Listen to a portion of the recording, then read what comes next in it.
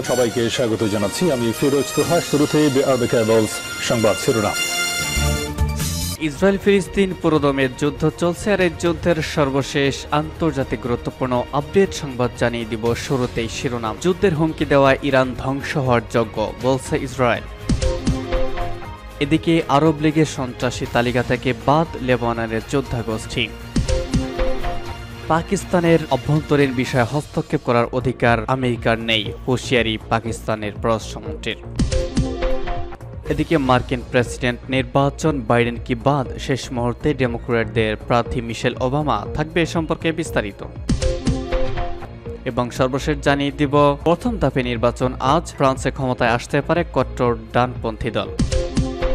যুদ্ধের হুমকি দেওয়া ইরান ধ্বংস হওয়ার যোগ্য, বলছে ইসরায়েল। গত বছর অক্টোবর থেকে ফিলিস্তিনের গাজা ভূখণ্ডে আগ্রাসন চালাচ্ছে ইসরায়েল। এরপর থেকেই মূলত লেবাননের সশস্ত্র গোষ্ঠী হিজবুল্লাহ ইসরায়েলের মধ্যে উত্তেজনা বাড়তে শুরু করে। সম্প্রতি সেই উত্তেজনা চরম আকার নিয়েছে। এমন অবস্থায় ইসরায়েল লেবানন চালালে ধ্বংসকারী যুদ্ধ হবে বলে হুঁশিয়ারি উচ্চারণ করেছে ইরান। জবাবে পাল্টা হুঁশিয়ারি দিয়েছে ইসরায়েল। ইহুদিবাদী দেশটি বলেছে, যুদ্ধের হুমকি দেওয়া ইরান নিজেই ধ্বংস হওয়ার যোগ্য হয়ে পড়েছে। আজ এক প্রতিবেদনে তথ্য জানিয়েছে বার্তা স্টারওয়াইট। প্রতিবেদনে বলা হচ্ছে, বিলুপ্ত করে দেওয়ার মতো যুদ্ধের বার্তা সম্মিলিত যে হুমকি ইরান দিয়েছে তা দেশটিকে ধ্বংসের যোগ্য করে তুলেছে বলে ইসরায়েলের পররাষ্ট্রমন্ত্রী ইসরায়েল কার্টস জানিয়েছে। সোশ্যাল মিডিয়া প্ল্যাটফর্ম এক্সে এক পোস্টে কার্টস বলেছেন, যে দেশ বা সরকার ধ্বংসের হুমকি দেয় তারা নিজেরাই ধ্বংস হওয়ার যোগ্য। তিনি আরো বলেছেন, হিজবুল্লাহ যদি লেবানন থেকে ইসরায়েলে গুলিবর্ষণ বন্ধ না করে এবং সীমান্ত থেকে সরে না যায়, তাহলে ইরান সমেত এই সশস্ত্র গোষ্ঠীর বিরুদ্ধে পূর্ণ শক্তি নিয়ে কাজ করবে ইসরায়েল। মূলত গত অক্টোবরে হামাসের সঙ্গে দখলদার ইসরায়েলের যুদ্ধ শুরু হওয়ার পর এতে যোগ দেয় লেবাননের শক্তিশালী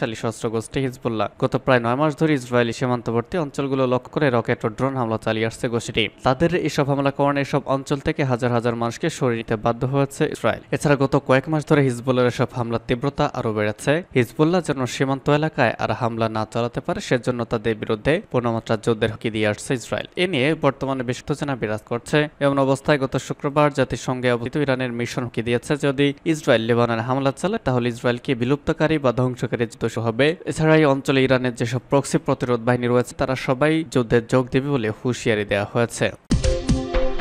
আরব লীগের সন্ত্রাসী তালিকা থেকে বাদ লেবাননের যোদ্ধাগোষ্ঠী। আরব লীগের সন্ত্রাসী তালিকা থেকে বাদ পড়েছে লেবাননের প্রতিরোধ যোদ্ধা হিজবুল্লাহর নাম। ইসরায়েলের সঙ্গে হিজবুল্লাহর পাল্টা হামলার মধ্যে সন্ত্রাসী তালিকা থেকে গোষ্ঠীটির নাম বাদ দেওয়া হয়েছে। গতকাল আনতুলেজের এক প্রতিবেদনে এই তথ্য জানা হয়েছে। আরব বিশ্বের দেশগুলো নিয়ে গঠিত আরব লীগ টেলিভিশন এক ভাষণে জোটের সেক্রেটারি জেনারেল হশাম জাকি বলেছেন, হিজবুল্লাহ এখন থেকে আর সন্ত্রাসী সংগঠন নয়। লীগের আগে সিদ্ধান্ত অনুসারে হিজবুল্লাহকে সন্ত্রাসী সংগঠনের তালিকাভুক্ত করা হয়েছিল। এই সিদ্ধান্তের কারণেই তাদের সঙ্গে যোগাযোগ বিচ্ছিন্ন করা হয়েছিল। জেনারেল হশাম জাকি বলেছেন, জোটের সদস্য রাষ্ট্রগুলো একমত হয়েছে যে হিজবুল্লাহকে সন্ত্রাসী সংগঠন হিসেবে আর বিবেচনা করা উচিত নয়। জোটের সদস্য রাষ্ট্র হিজবুল্লাহর মধ্যে সম্পর্ক স্থাপনের সব শর্ত পূরণ করা হচ্ছে বলেও জানান তিনি। 2016 সালে 11 মার্চ হিজবুল্লাহকে সন্ত্রাসী সংগঠন তালিকাভুক্ত করে আরব লীগ। ইসরায়েলি মিত্র পশ্চিমা দেশগুলোর চাপের ফলে এমন পদক্ষেপ। বিশ্লেষকদের মতে হিজবুল্লাহ যেভাবে ইসরায়েল ও গাজা গণহত্যা বন্ধে ফিলিস্তিনের পাশে দাঁড়িয়েছে তা আরব দেশগুলোর জনগণের ব্যাপক সাড়া ফেলেছে। এই বিষয়টিকে হিজবুল্লাহকে সন্ত্রাসী তালিকা থেকে বাদ দেওয়ার জন্য জোটকে উদ্বুদ্ধ করেছে। এছাড়া হিজবুল্লাহ প্রধান হাসান নাসরুল্লাহ সম্প্রতি বলেছেন, যদি ইসরায়েল সামরিক বাহিনী লেবানন যুদ্ধ জড়ায় তবে তার দল ইসরায়েলের পুরো ভূখণ্ড জুড়ে লক্ষ্যবস্তুতে আঘাত করার জন্য তার রকেট এবং ড্রোন ব্যবহার করবে। এমনকি হিজবুল্লাহ কোনো ধরনের সংযম এবং কোনো নিয়ম বা সীমা ছাড়াই যুদ্ধ করবে বলে হুঁশিয়ারি উচ্চারণ করেছে তিনি। ও ইসরায়েলের প্রধানমন্ত্রী বেঞ্জামিন নেতানিয়াহু এবং প্রতিরক্ষা মন্ত্রী ইয়োভ গ্যালান্ট চলতে বলেছেন, তারা লেবানন সীমান্তের পরিস্থিতি সমাধানের জন্য কূটনৈতিক পথই পছন্দ করেন।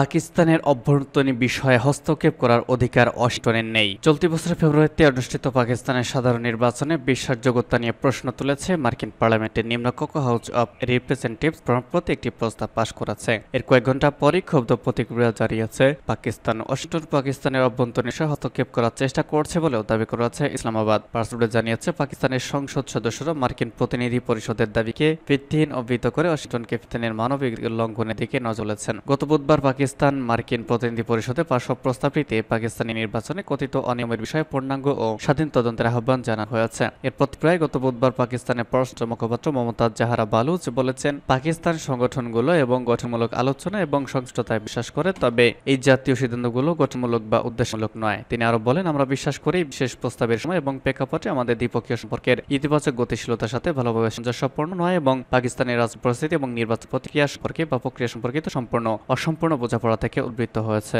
এদিকে পাকিস্তানের প্রতিরক্ষামন্ত্রী খাজা মোহাম্মদ মার্কিন প্রতিনিধি পরিষদের অবস্থানের তীব্র প্রতিক্রিয়া জানিয়ে বলেছেন, পাকিস্তানের অভ্যন্তরীণ হস্তক্ষেপ করার কোনো অধিকার নেই। সোশ্যাল মিডিয়া প্ল্যাটফর্ম এক্সে এক পোস্টে খাজা আসিফ গাজায় চলমান যুদ্ধের সময় ইসরায়েলের প্রতি যুক্তরাষ্ট্রের সমর্থনের কথা উল্লেখ করার পাশাপাশি অতীতে বিদেশি সরকারগুলোকে ক্ষমতা থেকে অপসারণে জড়িত থাকার মার্কিন ট্র্যাক রেকর্ড নিয়ে প্রশ্ন তুলেছেন। তিনি সেখানে লিখেছেন, এমন একটি দেশ থেকে এই প্রস্তাব এসেছে যেটি গণতান্ত্রিকভাবে নির্বাচিত সরকারগুলোকে উৎখাত করে বিংশ শতক কাটিয়েছে এবং বর্তমানে ফিলিস্তিনিদের বিরুদ্ধে গণহত্যা চালাতে সহায়তা। অন্যদিকে পাকিস্তানের পররাষ্ট্রনীতি নিয়ে আলোচনার জন্য জাতীয় পরিষদের বিশেষ অধিবেশন আহ্বান করেছেন দেশটির উপপ্রধানমন্ত্রী ও পররাষ্ট্রমন্ত্রী সাকদার। তিনি দৃঢ়ভাবে বলেছেন, আমরা কাউকে আমাদের অভ্যন্তরীণ বিষয়ে হস্তক্ষেপ করার অধিকার দিতে পারি না। পাকিস্তান মার্কিন রেজলিউশন বিষয়টি বিবেচনা করেছে এবং অবশ্যই এটির প্রতিক্রিয়া জানাবে।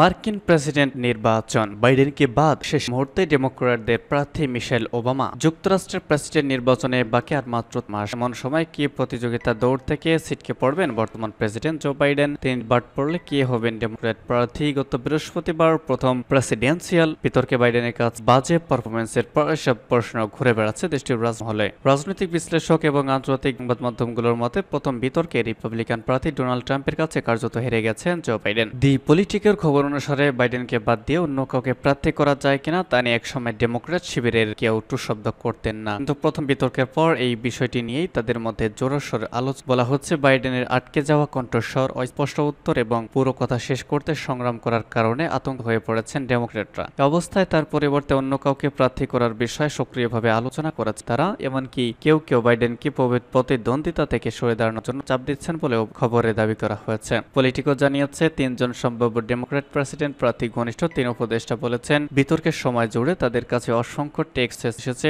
এক উপদেষ্টা বলেছেন তারা বাইডেনের বিকল্প হিসেবে তাদের প্রার্থীকে এগিয়ে যাওয়ার অনুরোধ দিয়েছেন। আরেকজন উপদেষ্টা বলেছেন তারা অন্তত আধা ডজন প্রধান অর্থদাতার ডোনার কাছ থেকে বার্তা পেয়েছে। তারা বলেছেন এই বিপর্যয় ঠেকাতে দলের পক্ষ থেকে কিছু করা দরকার। বাইডেন পর্যন্ত প্রার্থী করবেন কিনা তা নিয়ে ডেমোক্র্যাটদের চেয়ে বিশ্বর প্রতিপক্ষ রিপাবলিকানরা। প্রার্থীর দৌড়ে ট্রাম্পের কাছে হেরে যাওয়া Nikki Haley social media platform এক্সে লিখেছেন, আমার কথা লিখে রাখো, বাইডেন ডেমোক্র্যাটদের মনোনীত প্রার্থী করবেন না, রিপাবলিকান সতর্ক থাকুন। প্রার্থিতার দৌড় থেকে বাদ পড়ার এক রিপাবলিকান নেতা বিবেক রামাস্বামী বাইডেনের বিতর্কের পারফরমেন্স নিয়ে একাধিক পোস্ট করেছেন। তার দাবি, বৃদ্ধ বাইডেনকে বলির পাঠা করেছে ডেমোক্র্যাটিক পার্টি।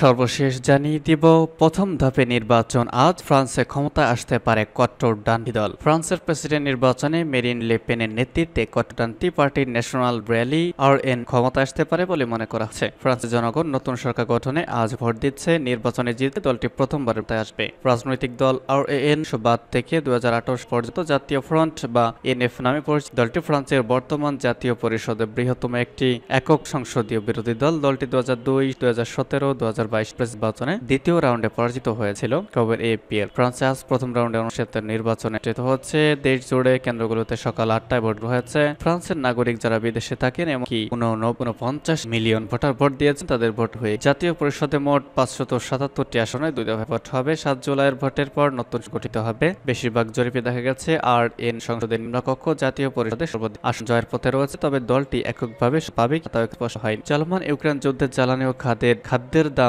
অনেক বেশি হয়। মানুষ আরএন কে এবার ঝুঁকছে। এক পূর্বাভাসে বলা হয় নির্বাচনে আরএন 35 থেকে 60 ভোট পেতে পারে, আর বামপন্থী নিউ পপুলার জোট 27.5% ও 29 ম্যাক্রো দল পেতে পারে 20 থেকে 21% ভোট। রাজনৈতিক দল আরএন এর প্রধান 28 বয়স লে পেন প্রেসিডেন্ট হতে পারলে এটাই হবে তার জন্য প্রথমবার ক্ষমতাসীন হওয়ার ঘটনা।